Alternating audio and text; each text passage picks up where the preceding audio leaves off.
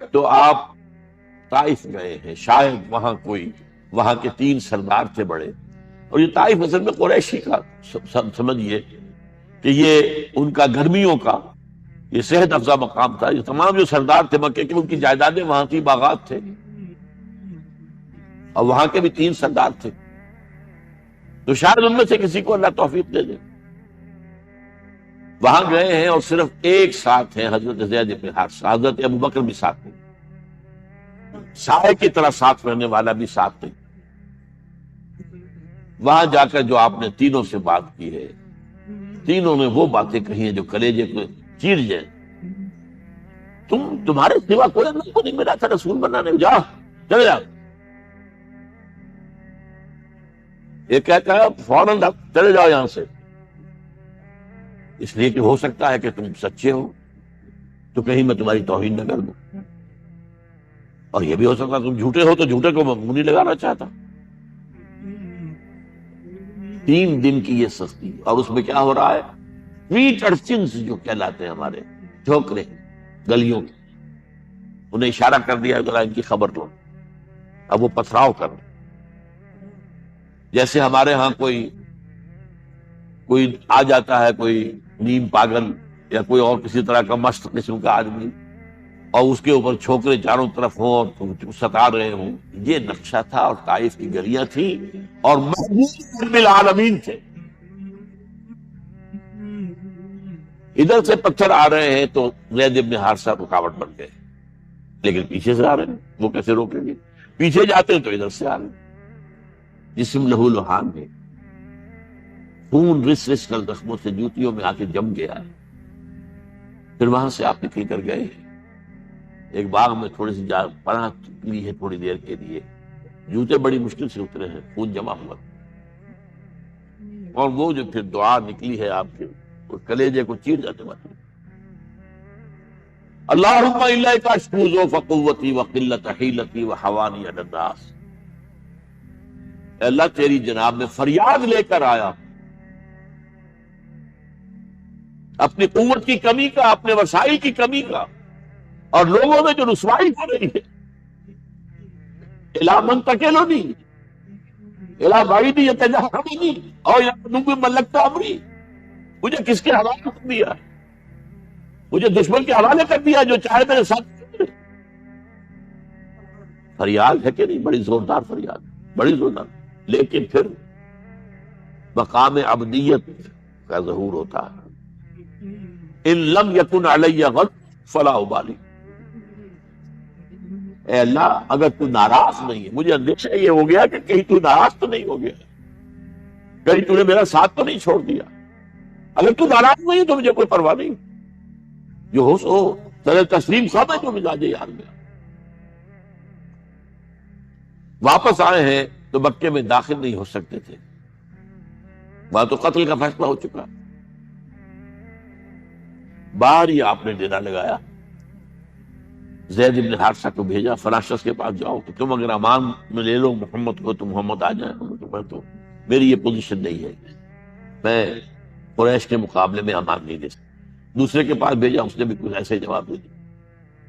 تیسرے کے پاس جب گئے حضرت زید، مطعم بن عدی، اس نے کہا ٹھیک ہے میں امان دیتا ہوں محمد کو، وہ آ جائے مکے میں۔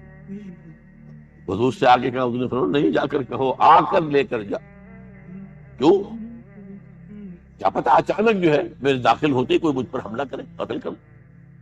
وہ تو یہ کہہ سکے کہ ہمیں کیا پتہ تھا کہ مطعم نے جو ہے امان دی ہے، I never knew it۔ اب یہ قبیلے کے اندر یہ ہوتا تھا کہ ایک نے امان دے دی، سب کی طرف سے امان،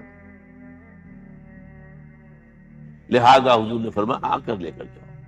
وہ اپنے 6 بیٹوں کو ہتھیار سجا کر لے کر آیا ہے، اور پھر لے کر گیا حضور کو، کہتا ہوا گزر رہا ہے راستے میں، لوگوں سنو محمد میری امان میں صلی اللہ علیہ وسلم۔ اس لیے آپ کو مکے کے اندر پھر 2.5 سال مزید رہنے کا موقع، اور اتنا بڑا احسان آپ نے مانا پھر مطعم بن عدی کا، کہ غزوہ بدر میں جب 70 اسیر تھے قریش کے حضور کے پاس، تو آپ نے فرمایا تھا کہ اگر آج مطعم زندہ ہوتا، وہ سفارش کرتا، تو میں ان سب کو چھوڑ دیتا بغیر کسی فدیے کے۔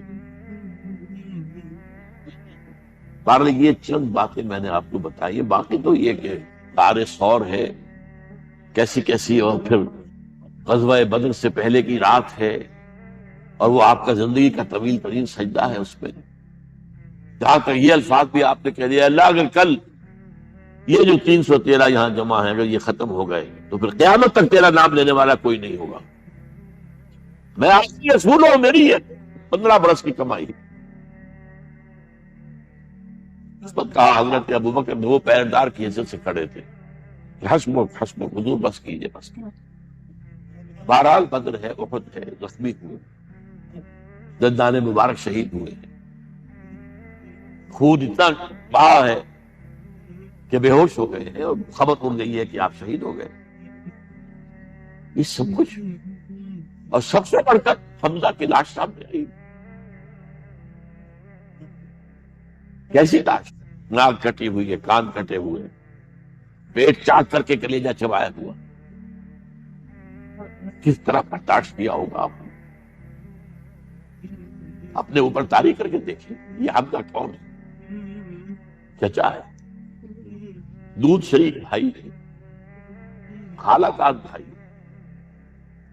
ساتھ کا چھلا ہوا ہمجولی ہے، اور اس کی لاش ہے۔ جو قلب اطہر پر بیت رہی تھی وہ مدینے میں آ کر ایک بڑا ماحول بدلا ہوا تھا، تب وہ بات سامنے آ گئی۔ جب آپ مدینے واپس تشریف لائے ہیں تو ظاہر بات ہے کہ زیادہ انصار کے لوگ تھے جو شہید ہوئے تھے۔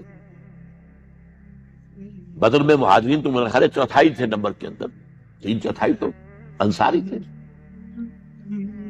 اسی طریقے سے احد کے اندر معاملہ، تو مختلف گھروں سے عورتوں کے بین کرنے کی آوازیں آ رہی، اس لیے کہ اس وقت تک بین کرنا حرام نہیں قرار دیا گیا تھا، ممنوع نہیں تھا۔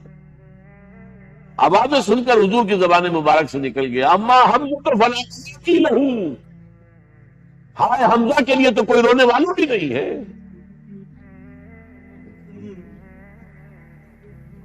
اس پر پھر صحابہ نے، انصار نے اپنے ہاں کی خواتین کو، حضرت صفیہ کیا بھیجا، وہ سگی بہن تھی، وہاں انہوں نے جا کے یہ بھی تعزیت کی بہن۔ غزوہ احزاب کا آپ نے سن لیا، اسوہ رسول پر نہ معلوم کیا کیا باتیں چیز لوگوں میں مشہور ہو گئی ہیں۔ اسوہ کا لفظ آیا تھا قرآن میں سورہ احزاب، وہ اسوہ کیا تھا؟ جب خندق کھودنے کا فیصلہ ہوا ہے اور خندق کھود رہی ہے، حضور بھی لگے ہوئے، بھاری بھاری پتھر اٹھا کر کندھے پر لا کر باہر پھینک رہے، پتھریلی زمین تھی، ایک پتھر کسی سے ٹوٹا نہیں تھا، تو حضور نے جو ہے 3 دفعہ جو اس کی مطلب لگائی تب ٹوٹا ہے۔ لیکن یہ کہ کئی دن کے فاقے ہو چکے تھے، کھانے کو کچھ نہیں، پورا محاصرہ تھا، 12,000 کا لشکر گھیرے ہوئے، یہاں تک کہ آپ کو معلوم ہے کہ گھروں کے اندر بیت الخلا تو نہیں، باہر جاتے تھے قضاء، اس کا کوئی امکان نہیں۔ شدید ترین آزمائش جو ہوئی ہے اس کا نتیجہ ایک طرف یہ نکلا کہ منافقین کا نفاق ان کی زبانوں پر آ گیا۔ قرآن مجید میں ہے یہ انہی آیات میں، مَا وَعَدَنَا اللَّهُ وَرَسُولُهُ إِلَّا غُرُورًا، ہمیں تو اللہ اور اس کے رسول نے دھوکہ دے کے بروا دیا۔ ہم سے کہا تھا کہ کیسر و کسریٰ کے خزانے تمہارے قدموں میں آئیں گے، اور حال یہ ہے کہ اب رفع حاجت کے لیے باہر نہیں جا سکتے، کھانے کو کچھ نہیں۔ اس وقت کچھ صحابہ آئے ہیں حضور صلی اللہ علیہ وسلم سے، دیکھیے فاقے سے کمر دھوئی ہوئی جا رہی ہے، ہم نے اپنے پیٹوں پر پتھر باندھے، چادروں کے ساتھ پتھروں کو کسا ہوا تاکہ کمر سیدھی۔ حضور نے اپنا کرتا مبارک اٹھا کر دکھایا، 2 پتھر، یہ ہے اسوہ، یہ ہے آپ کی سنت، آپ کا اسوہ حسنہ۔ لیکن اس اسوہ حسنہ سے فائدہ کون اٹھا سکتا ہے؟ لقد كان لكم في رسول الله اسوة حسنة لمن كان يرجو الله واليوم الآخر وذكر الله كثيرا۔ اسوہ تو اپنی جگہ ہے، قرآن میں ہدایت سب کے لیے، ہدی للناس، لیکن فائدہ اٹھائیں گے صرف متقین، ہدی للمتقین، ہے سب کے لیے، اسوہ سب کے لیے ہے۔ لیکن استفادہ وہی کر سکے گا جو 3 شرطیں پوری کرے: اللہ اور یوم آخر پر ایمان، اور اللہ کا ذکر کثرت کے ساتھ۔ بہرحال یہ میں نے آپ کے سامنے اس حوالے سے رکھا ہے، یہ اسوہ جو ہے حضور کا، یہ ہم پر اتمام حجت ہے۔ دیکھیے، نوٹ کیجئے، پوری نوع انسانی پر اتمام حجت، اسلام کا نظام عدل اجتماعی جو قائم کر کے دکھا دیا، حجت قائم۔ اسے انگریزی میں کہتے ہیں ڈویبل، کیا جا سکتا ہے، یہ کام ہو سکتا، اس لیے کہ زمین پر قدم چل کر یہ انقلاب آیا، محنت سے آیا، مشقت سے آیا، ایثار سے آیا، قربانیوں سے آیا، تکلیفیں جھیل کر آیا، صبر و مصابرت سے آیا، استقامت و مقاومت سے آیا۔ یہاں پر معجزوں کا کی کار فرمائی نہ ہونے کے برابر۔ یہاں دھوپ سے بچانے کے لیے کوئی اللہ نے صاحبان نہیں دیا، صلی اللہ علیہ الغمام، اور بھوک سے بچانے کے لیے من و سلوہ نازل نہیں ہوئے۔ غزوہ تبوک میں ایسا بھی ہوا ہے کہ 3 مجاہدین کا 24 گھنٹے کا راشن ایک کھجور، ایک نے منہ میں رکھی، کچھ چوس لی، کچھ گلوکوز چلا گیا اس میں سے، دوسرے کو دے دی، اس نے چوس لی، پھر تیسرے کو۔ من و سلوہ نازل نہیں ہوئے۔ محنت، مشقت، ایثار، قربانی، صبر، مصابرت، استقامت، مقاومت، یہ ہے اسوہ رسول۔ فلما رأى المؤمنون الأحزاب قالوا إن الله ورسوله صدق الله ورسوله۔ دیکھیے اس سچویشن میں منافقین کا طرز عمل کیا ہے؟ اللہ ورسولہ الا غرور، ہم سے اللہ اور اس کے رسول نے جو وعدے کیے تو دھوکے پر مبنی تھے، قبض باغ دکھا دی ہمیں، اور اسی کو دیکھ کر کہہ رہے صحابہ ما وعدنا اللہ ورسولہ، یہی تو ہے جس کا وعدہ کیا تھا اللہ نے اور اس کے رسول نے۔ اس لیے کہ سورہ بقرہ میں آیت آ گئی تھی وَلَنَبْلُوَنَّكُمْ بِشَيْءٍ مِّنَ الْخَوْفِ وَالْجُوعِ وَنَقْصٍ مِّنَ الْأَمْوَالِ وَالْأَنفُسِ وَالثَّمَرَاتِ۔ یہ نہیں تھا کہ پہلے سے معاملہ کیا گیا ہو، جو آئے، جو قدم بڑھائے، پھر سمجھ کے آئے۔ لہذا انہوں نے کہا وَصَدَقَ اللَّهُ وَرَسُولُهُ وَمَا زَادَهُمْ إِلَّا إِيمَانًا وَتَسْلِيمًا۔ ان کا نفاق دل میں سے نکل کر زبان پر آ گیا اور ان کے ایمان میں اضافہ ہو گیا، ان کی سر تسلیم خم ہونے کی کیفیت کے اندر اضافہ ہو گیا۔ یہ کس لیے میں کہہ رہا ہوں؟ اب یہ موضوع وہ ہے جس پر میری مفصل تقاریر پہلے موجود ہے، اس لیے میں نے ٹچ نہیں کیا ہے۔ نمبر 1، قرآن کا سورہ کبریٰ یہ ہے، حضور کو بھیجا گیا 3 مرتبہ قرآن میں ہے تاکہ اللہ کے اس دین کو قائم کرے، غالب کرے، اور 5 دفعہ یہ ہے کہ آپ کو بھیجا گیا ہے پوری نوع انسانی کے لیے۔ جب تک پورے عالم انسانیت پر اللہ کا دین قائم نہیں ہوتا، حضور کا مقصد بعثت حنوز شرمندہ تکمیل ہے۔ بقول اقبال، وقت فرصت ہے کہاں، کام ابھی باقی ہے، نور توحید کا اتمام ابھی اور ہونا ہے۔ یہ حضور کی دی ہوئی خبر ہے، وہ صادق المصدوق، ہونا ہے، ہوگا، لیکن ہوگا میری اور آپ کی محنت سے اور مشقت سے اور جد و جہد سے اور قربانیوں سے اور ایثار سے، اور اس کی حجت حضور نے ہم پر قائم کر دی۔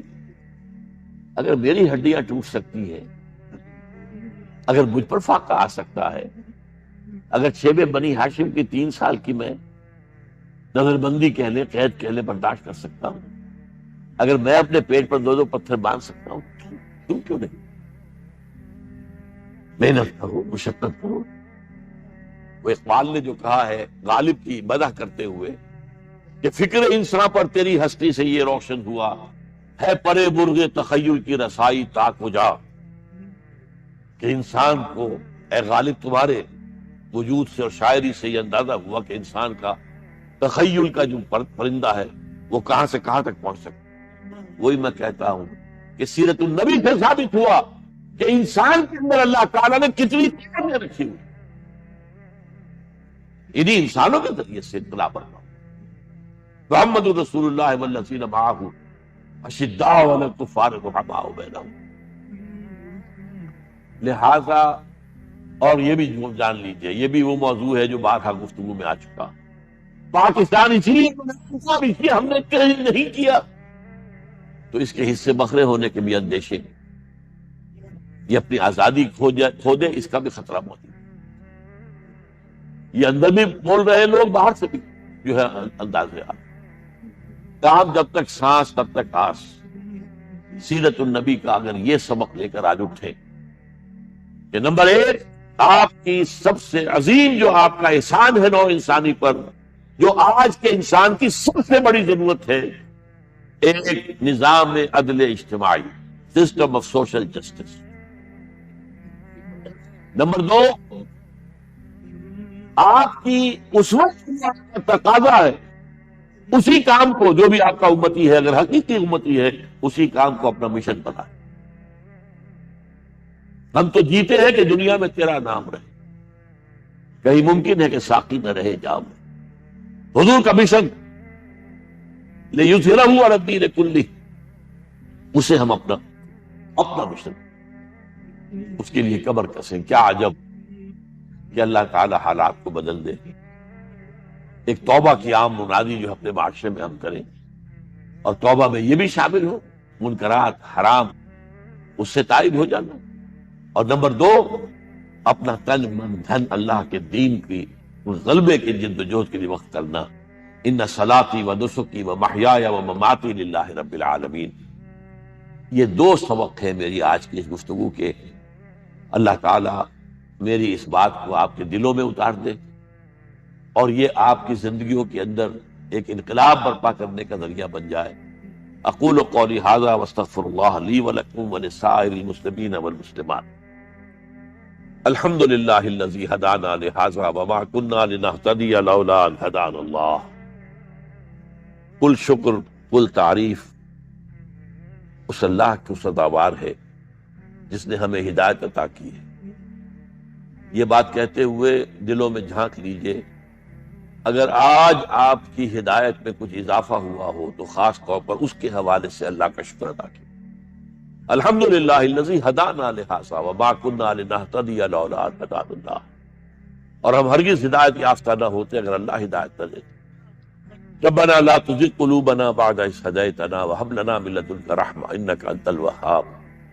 پروردگار، جو ہدایت تو نے عطا کی ہے اس پر استقامت عطا فرما۔ اے اللہ، اب ہمارے دلوں کو کج نہ ہونے دے۔ تیرے نبی نے ہمیں بتایا ہے کہ تمام انسانوں کے دل تیری دو انگلیوں کے مابین ہیں، تو جدھر چاہتا ہے پھیر دیتا۔ اے اللہ، ہمارے دلوں کو ایمان کی طرف، اے اللہ ہمارے دلوں کو جہاد فی سبیل اللہ کی طرف پھیر دے۔ ہمارے دلوں میں شہادت کی، موت کی آرزو و تمنا پیدا فرما دے۔ ہمیں توفیق دے کہ اپنا تن من دھن تیرے دین کے لیے وقف کرتے۔ اللہم انصر من نصر دین محمد صلی اللہ علیہ وسلم من کانوا وحیث کانوا۔ اے اللہ، اپنے ہر اس بندے کی مدد فرما جو تیرے نبی کے دین کی مدد کر رہا ہو، خدمت کر رہا ہو، خواہ وہ کوئی بھی ہو، کہیں بھی۔ وجعلنا منہم، اور اے اللہ ہمیں بھی ان میں شامل فرما۔ واخذل من اعرض عن دین محمد صلی اللہ علیہ وسلم من کانوا وحیث کانوا، اور ان تمام لوگوں کو ذلیل اور رسوا کر دے جو تیرے نبی کے دین سے روگردانی کر رہے ہیں۔ اور اے اللہ ہمیں بچائے رکھ کہ کہیں ان کے پھندوں میں، ان کی لچھے دار گفتگوؤں میں، جال میں پھنس نہ جائے۔ اللہم اغفر لنا ولآبائنا ولأمہاتنا ولجمیع المؤمنین والمؤمنات والمسلمین والمسلمات الاحیاء منہم والاموات انک سمیع مجیب الدعوات۔ وصلی اللہ تعالی علی حبیبہ وخلیلہ وعبدہ ورسولہ ونبیہ محمد وبارک وسلم۔